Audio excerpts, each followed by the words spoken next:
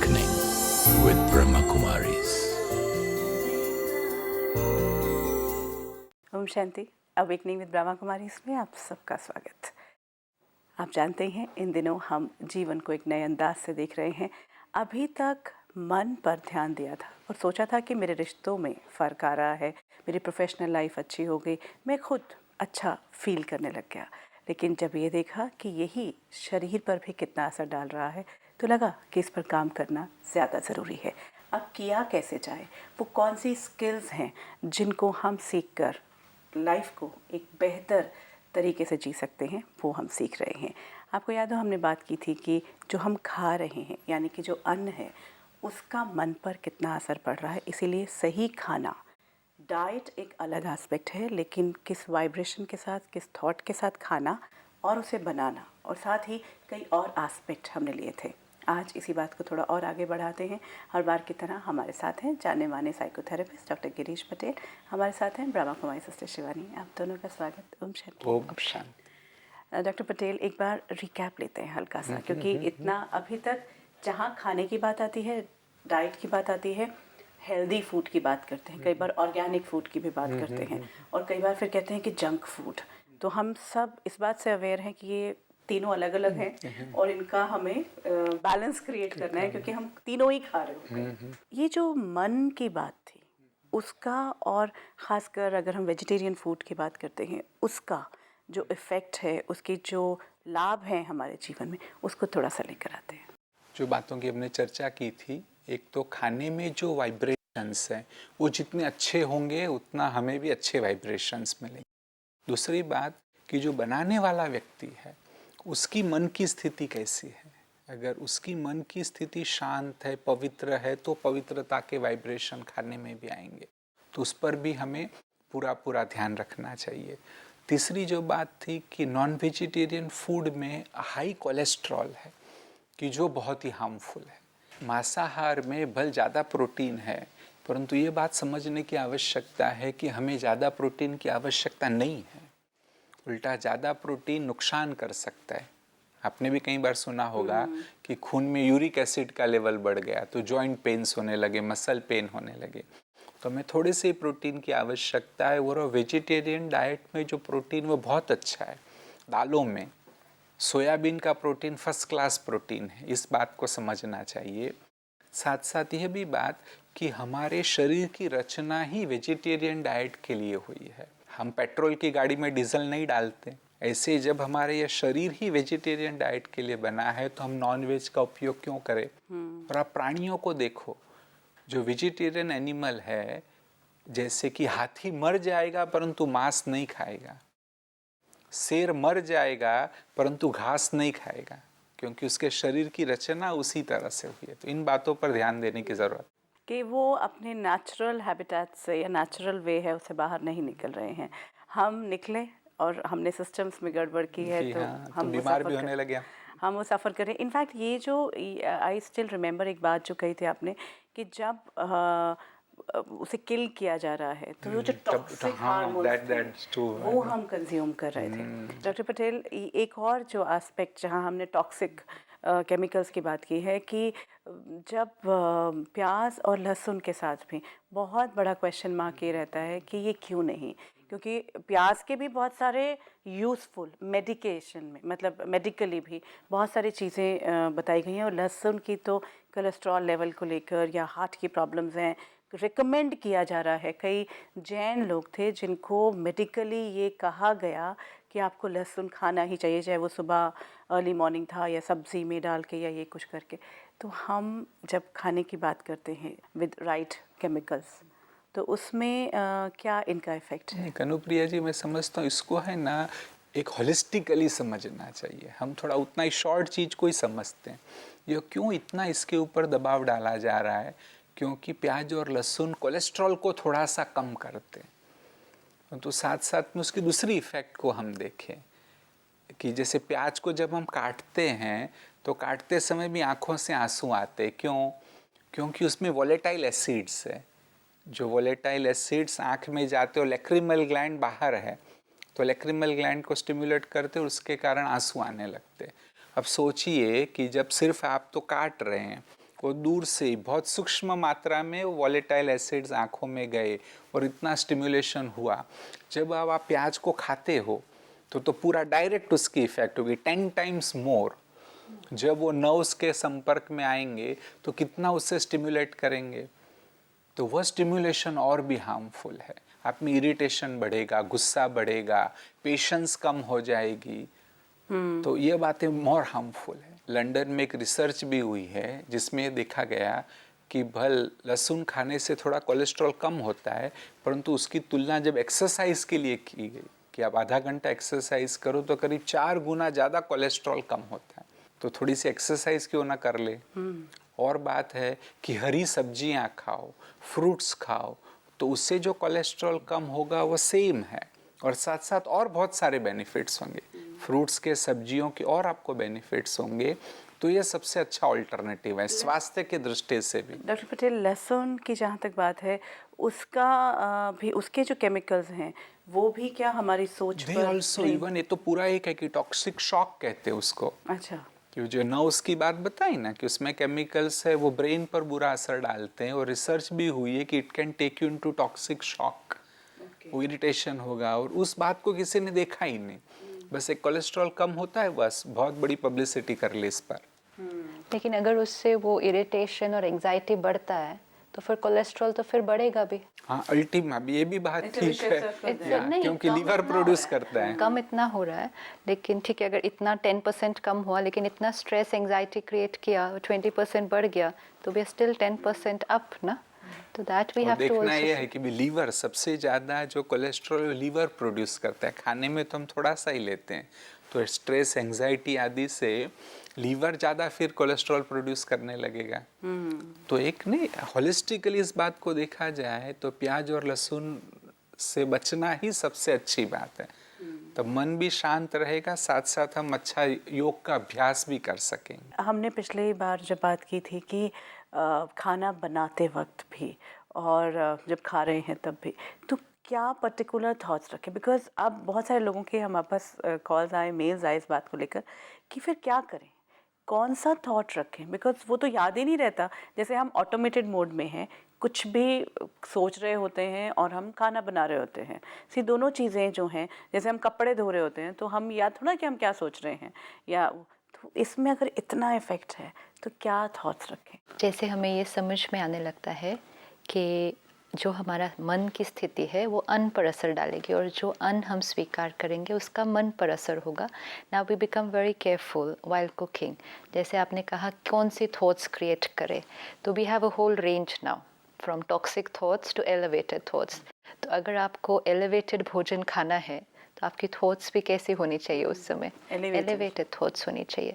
तो the best state of mind would be कि हम सोल कॉन्शियस होकर परमात्मा की याद में भोजन बना रहे हैं। That would be elevated thinking, and that's why elevated energy, that would give the best energy to the mind and the body. Rajyoga meditation अगर हम प्रैक्टिस कर रहे हैं और नियमित रूप से हम अभ्यास कर रहे हैं सोल कॉन्शियस और परमात्मा को याद करने का, अब उसी का विशेष ध्यान रखें। जब भोजन बना रहे हैं तो ऑटोमेटिकली जो दूसरी थॉट्स हैं they will be out, and उसके लिए थोड़ा सा और करना, the kitchen should be very clean, the environment should be very pure।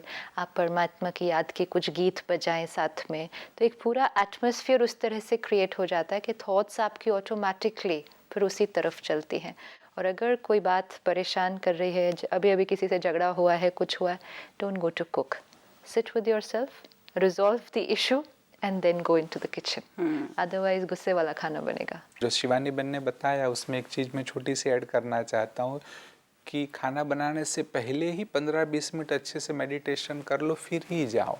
इससे पहले होता था ना, स्नान आदि करके फिर ही किचन में जाते थे। तो ऐसे इस बात को भी अगर ऐड किया जाए कि कम से कम 10 मिनट मेडिटेशन का अभ्यास करना है, फिर ही खाना बनाना है।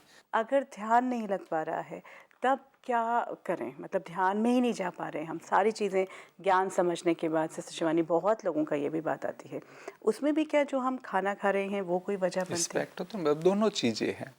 एक तो कि भी आप ध्यान की विधि को बोले और अच्छा सीखो और फिर ध्यान करो, और साथ साथ ये भी चेक करो कि क्या आपका आहार सही है। मुझे याद आता है हमारे मेडिकल विंग के executive secretary doctor Banarasi Lal Shah, वह जब अपनी पढ़ाई पढ़ रहे थे मेडिकल कॉलेज में, तब ही उनको ये ज्ञान मिला और वो योग का अभ्यास करने लगे। लेकिन 15-20 दिन के बाद उन्होंने अनुभव किया कि अच्छे से योग लग नहीं रहा है।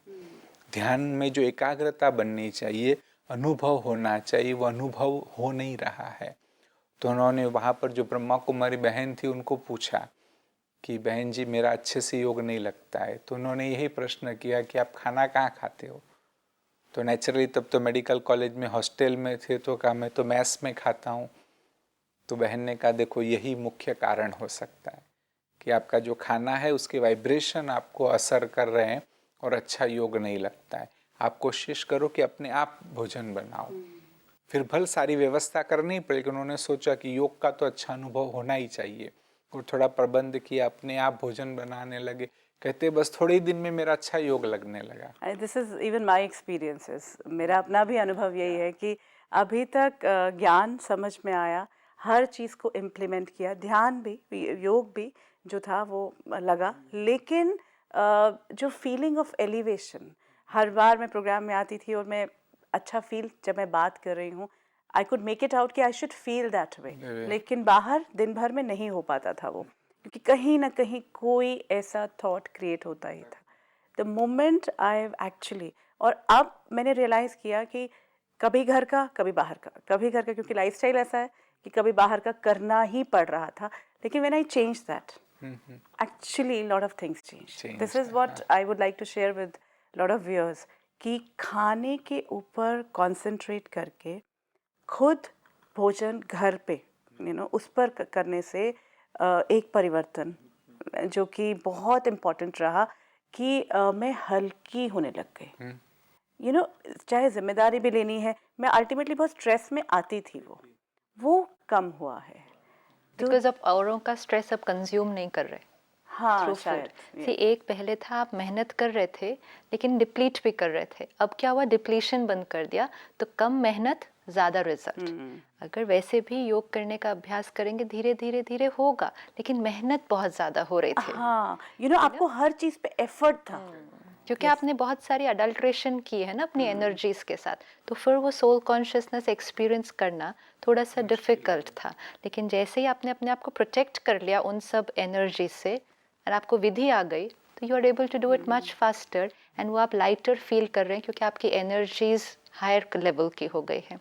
जैसे ये भोजन हम बना लेते हैं तो हम लोग क्या करते हैं कि हर चीज़ जो बनी है, सपोज 4-5 चीज़ें बनी हैं, तो हर चीज़ में से थोड़ी थोड़ी थोड़ी एक थाल प्रिपेयर होता है छोटी छोटी डब्बियों में, और हर एक चीज़ में से उसमें से थोड़ी थोड़ी लेते हैं। फिर उसके साथ बैठकर फिर मेडिटेशन करते हैं, जिसको हम कहेंगे परमात्मा को भोजन स्वीकार करना।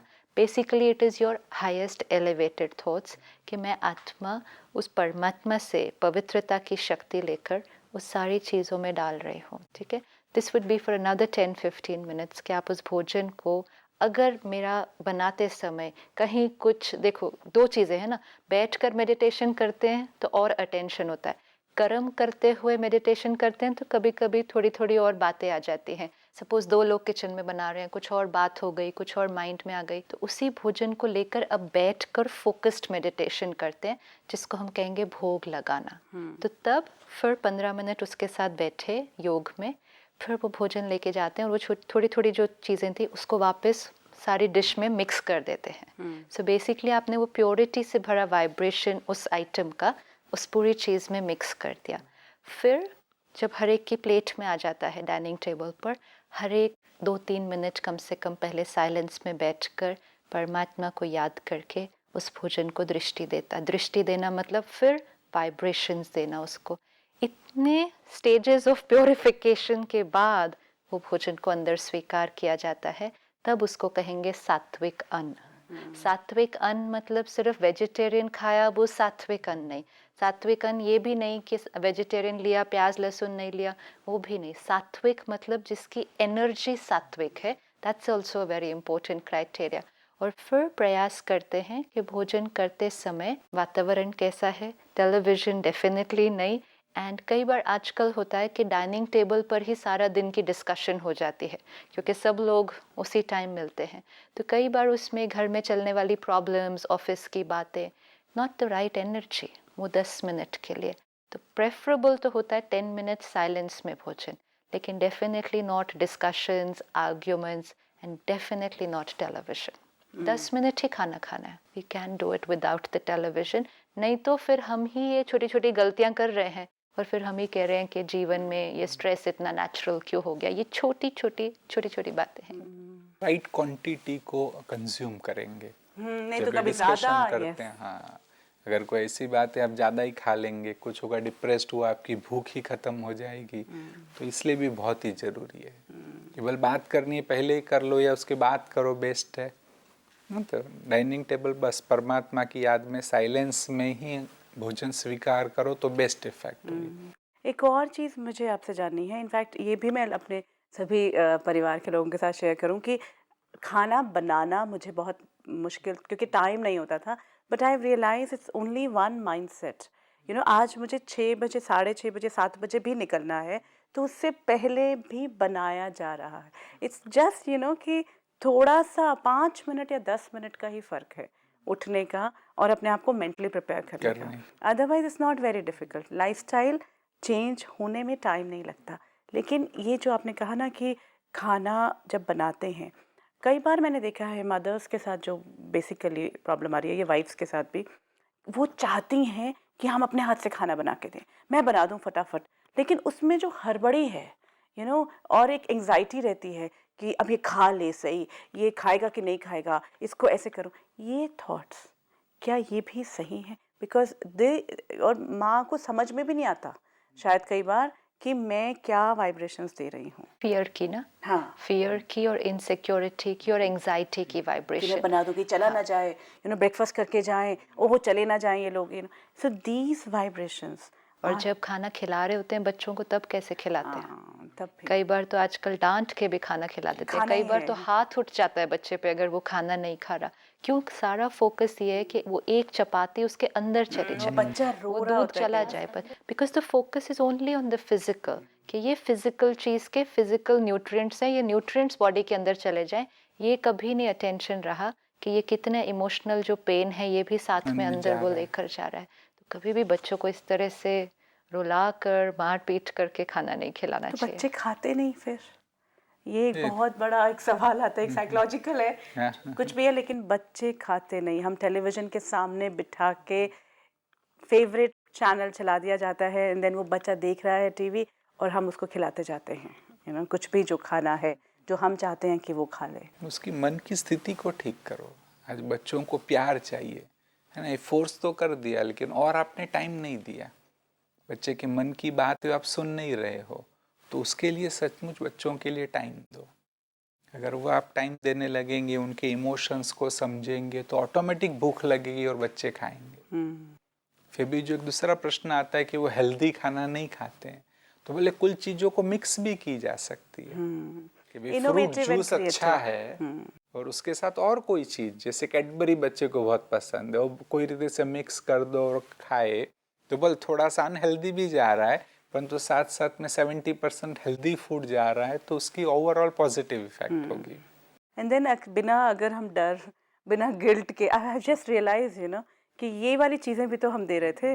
गिल्ट होता था वो जब वो ये खाता था, या घबराहट होती थी, वरी करते थे, वो अगर नहीं करेंगे ऑटोमेटिकली वो जितना खाएगा, लेकिन अगर वो राइट वाइब्रेशन के साथ जा रहा है तो वो उसके मन के और तन के लिए, दोनों के लिए बहुत असरदार है। दूसरी तरफ एक और बात जो जानना चाहेंगे डॉक्टर पटेल, खा रहे हैं उससे पहले हर रोज़ का रूटीन, हर रात का रूटीन कि एक ड्रिंक तो लेंगे ही, एक ग्लास तो होगा ही, उसके बाद फिर हम खाना खाएंगे। पार्टी में जाना है तो इट्स एक्सपेक्टेड। या फिर दूसरी तरफ है स्मोक की बात अगर हम करते हैं कि वो भी तो कहीं ना कहीं हम कंज्यूम कर रहे हैं, उसके हार्मफुल इफ़ेक्ट्स जानने के बावजूद हम नहीं उसको छोड़ते हैं। फिज़िकल पे तो हम सब जानते हैं, मन पर भी इनका असर पड़ता है, हमारी थॉट प्रोसेस को भी कहीं ये एडिक्शंस अफेक्ट करते हैं। दोनों इफेक्ट करते हैं और सबसे ज़्यादा इफेक्ट अल्कोहल की है।